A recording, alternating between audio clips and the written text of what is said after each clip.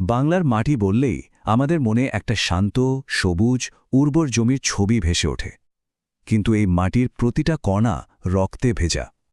আজকে আমরা ইতিহাসের পাতা থেকে এমন 10টা যুদ্ধের গল্প বলবো যেগুলো শুধু রাজা বাদশাই বদলায়নি, বরং বাংলার পরিচয় এমনকি এই পুরো উপমহাদেশের ভাগ্যটাই নতুন করে লিখে দিয়েছে। তাহলে চলুন শুরু করা যাক এই রোমাঞ্চকর জার্নি। এই যে কথাটা শুনলেন, কি গভীর, তাই না?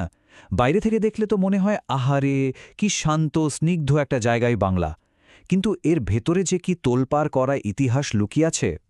হাজার হাজার বছর ধরে কত শক্তি যে ছুটে এসেছে একে দখল করতে। কিন্তু এই মাটি যেমন রক্ত ঝরতে দেখেছে, তেমনি প্রতিরোধের গল্পও বলতে জানে। তো এই যে হাজার হাজার বছরের এক রক্তক্ষয়ী ইতিহাস, এটাকে সহজে বোঝার জন্য আমরা পুরো গল্পটাকে 3টে ভাগে ভাগ করে নিয়েছি।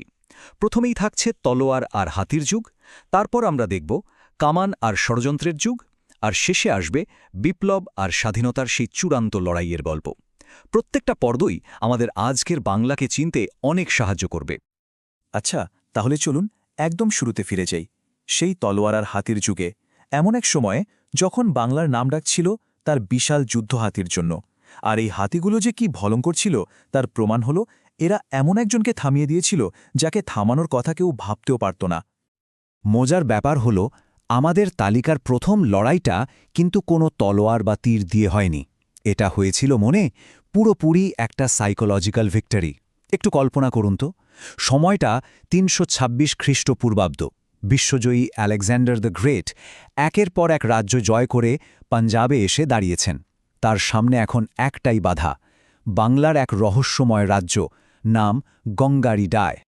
তখনকার গ্রিক ঐতিহাসিক মেগাস্থেনিস কি লিখেছিলেন দেখুন, এই জাতির কাছে বিশাল আকারের হাতির এক বিশাল বাহিনী রয়েছে, কোনো সেনাবাহিনীরই তাদের মুখোমুখি হওয়ার সাহস নেই। ব্যাস, এই একটা কথাই যথেষ্ট ছিল। গঙ্গারিডাই রাজ্যের নাম ডাক আর তাদের হাতিদের গল্প এমনভাবে ছড়িয়ে পড়েছিল যে আলেকজান্ডারের সেই অপরাজেয় সেনাবাহিনীও রীতিমতো ভয়ে কাঁপতে শুরু করে। ৪,০০০ সংখ্যাটা ভাবুন একবার। আলেকজান্ডারের সৈন্য যখন শুনল যে গঙ্গার ওই পারে ৪,০০০ ট্রেনিং পাওয়া যুদ্ধহাতি তাদের জন্য অপেক্ষা করছে, মানে ৪,০০০টা চলন্ত কিল্লা, তখন তাদের সব সাহস উবে গেল। এমনিতেই তারা বছরের পর বছর যুদ্ধ করে ক্লান্ত। এর উপর এই ভয়ঙ্কর খবর, তারা সোজা বিদ্রোহ করে বসল, পরিষ্কার জানিয়ে দিল আর এক পাও এগোনো সম্ভব না। কিন্তু দেখুন, ইতিহাসের খেলাটা কি অদ্ভুত, যে বাংলা একদিন তার হাতির ভয়ে আলেকজান্ডারের মতো বিশ্বজয়ীকে ফিরিয়ে দিল, সেই বাংলায় কিনা কয়েকশো বছর পর মাত্র ১৮ জন ঘোড়সওয়ারের কাছে হেরে গেল।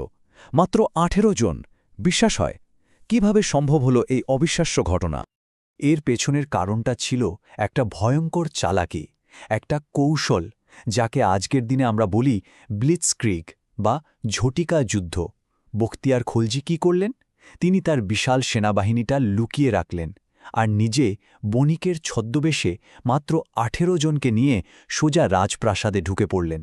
এই অতর্কিত হামলায় সবাই এতটাই ঘাবড়ে গেল যে অপ্রস্তুত রাজা লক্ষণ সেন প্রতিরোধ করার কোনো সুযোগই পেলেন না। আর এভাবেই বাংলায় শুরু হয়ে গেল সুলতানি শাসন।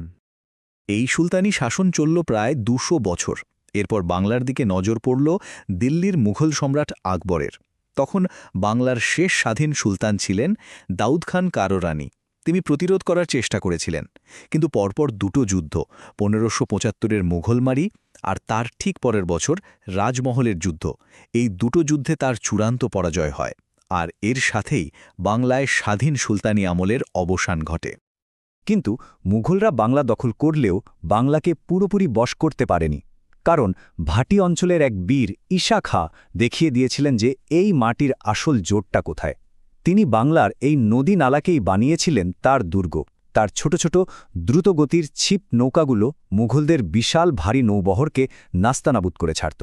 এই গেরিলা কৌশলে তিনি বারবার প্রমাণ করেছেন যে যুদ্ধের সবসময় সৈন্যের সংখ্যা বড় কথা নয়, আসল কথা হল কৌশল। তো তলোয়ার আর হাতির যুগ পেরিয়ে আমরা এবার গল্পের দ্বিতীয় পর্বে ঢুকছি। এই পর্বটা একটু অন্যরকম। এখানে তলোয়ারের চেয়ে কামানের গর্জন বেশি শোনা যাবে, আর বীরত্বের চেয়েও বড় হয়ে উঠবে বিশ্বাসঘাতকতা। এই যুগেই বাংলা তার স্বাধীনতা হারাবে, তবে সেটা অস্ত্রের জোরে যতটা না, তার চেয়ে অনেক বেশি ষড়যন্ত্রের জালে আটকা পড়ে। ১৭ শতকের দিকে বাংলায় পর্তুগিজ জলদস্যু মানে হারমাদদের অত্যাচার খুব বেড়ে গিয়েছিল। তারা উপকূলীয় অঞ্চলে রীতিমতো ত্রাস সৃষ্টি করেছিল। তখন সম্রাট শাহজাহান নির্দেশ দিলেন এদেরকে তাড়ানোর। ব্যাস, বাংলার সুবেদার কাসিম খান প্রায় ১.৫ লাখ সৈন্য নিয়ে হুগলিতে পর্তুগিজদের দুর্গ ঘিরে ফেললেন। প্রায় ৩ মাস ধরে চলল ভয়ঙ্কর যুদ্ধ। শেষে মুঘলরা দুর্গটা দখল করে নেয় আর বাংলায় আবার নিজেদের কর্তৃত্ব প্রতিষ্ঠা করে। এরপরেই আমরা আসছি বাংলার ইতিহাসের সেই অধ্যায়ে, যেটা হয়তো সবচেয়ে কলঙ্কজনক, পলাশির যুদ্ধ। কিন্তু আসল প্রশ্নটা হলো, এটাকে কি আদৌ যুদ্ধ বলা যায়, নাকি এটা ছিল একটা সাজানো নাটক, একটা নিখুঁত বিশ্বাসঘাতকতা? এই ছবিটা দেখলেই পুরো ব্যাপারটা পরিষ্কার হয়ে যাবে। একদিকে নবাবের পক্ষে লড়ছেন মাত্র কয়েকজন বিশ্বস্ত সেনাপতি, মীরমদন, মোহনলাল, আর অন্যদিকে দেখুন বিশ্বাসঘাতকদের তালিকাটা কত লম্বা। স্বয়ং প্রধান সেনাপতি মির্জাফর, রায়দুর্লভ, জগৎ শেঠ সবাই ব্রিটিশদের সাথে হাত মিলিয়েছে। আসলে নবাবের ৫০,০০০ সৈন্য তো লড়ার সুযোগই পায়নি, কারণ তাদের সেনাপতি তো আগেই যুদ্ধটা ইংরেজদের কাছে বিক্রি করে দিয়েছিলেন। পলাশি যদি হয় ষড়যন্ত্রের গল্প, তাহলে বক্সারের যুদ্ধ ছিল সামনাসামনি শক্তির লড়াই। এখানে কোনো বিশ্বাসঘাতকতা ছিল না। একদিকে ছিলেন বাংলার নবাব মীর কাসিম, তার সাথে অযোধ্যার নবাব আর দিল্লির মুঘল সম্রাট। ৩ জনের সম্মিলিত বাহিনীতে প্রায় ৪০,০০০ সৈন্য, আর তাদের বিরুদ্ধে ব্রিটিশদের সৈন্য ছিল মাত্র ৭,০০০। কিন্তু সংখ্যায় বেশি হলেও ভারতীয় বাহিনী ব্রিটিশদের উন্নত ট্রেনিং, ডিসিপ্লিন আর আধুনিক কামানের সামনে টিকতে পারল না। আর এই হারের পরিণাম ছিল ভয়ঙ্কর। East India Company Bangla, Bihar আর উড়িষ্যার দেওয়ানি পেয়ে গেল।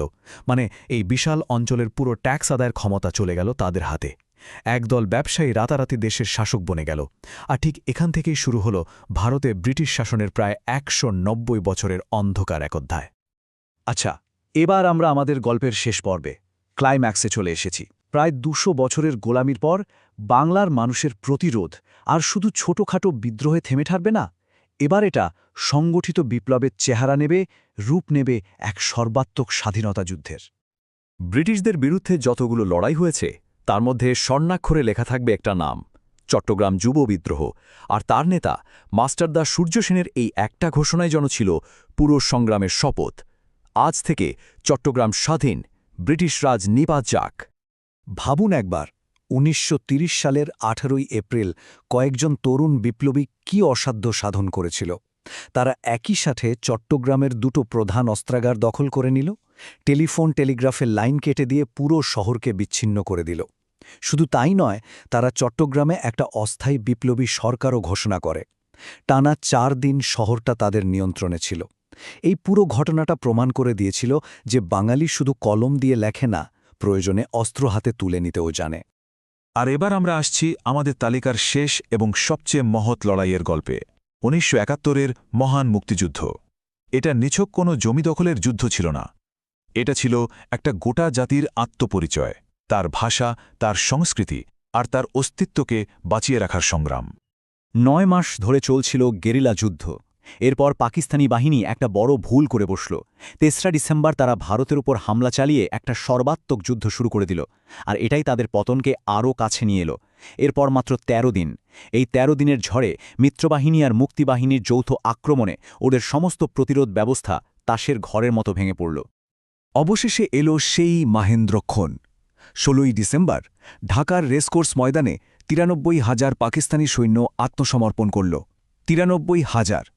আধুনিক সামরিক ইতিহাসে এত বড় আত্মসমর্পণের ঘটনা আর দ্বিতীয়টি নেই। এটা ছিল এক কথায় চূড়ান্ত বিজয়। আর এই একটা বিজয়ের মধ্যে দিয়েই বিশ্বমানচিত্রে একটা নতুন দেশের জন্ম হল, বাংলাদেশ।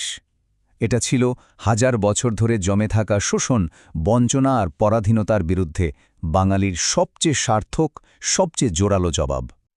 তাহলে দেখুন, গঙ্গারি ডায়ের সেই বিশাল হাতি থেকে শুরু করে ৭১-এর মুক্তিযোদ্ধার হাতের রাইফেল পর্যন্ত বাংলার যুদ্ধের ইতিহাসটা আসলে তার নিজের পরিচয়, নিজের সম্মান রক্ষার ইতিহাস। বলা যায় পলাশির প্রান্তরে যে সূর্য ডুবে গিয়েছিল, ৭১-এ সেই সূর্য আবার নতুন করে উদিত হয়েছে। প্রতিরোধের এই যে এত দীর্ঘ একটা ইতিহাস, এই উত্তরাধিকার আজকের দিনে আমাদের জন্য কি অর্থ বহন করে, এই প্রশ্নটা আমাদের সবার ভেবে দেখার।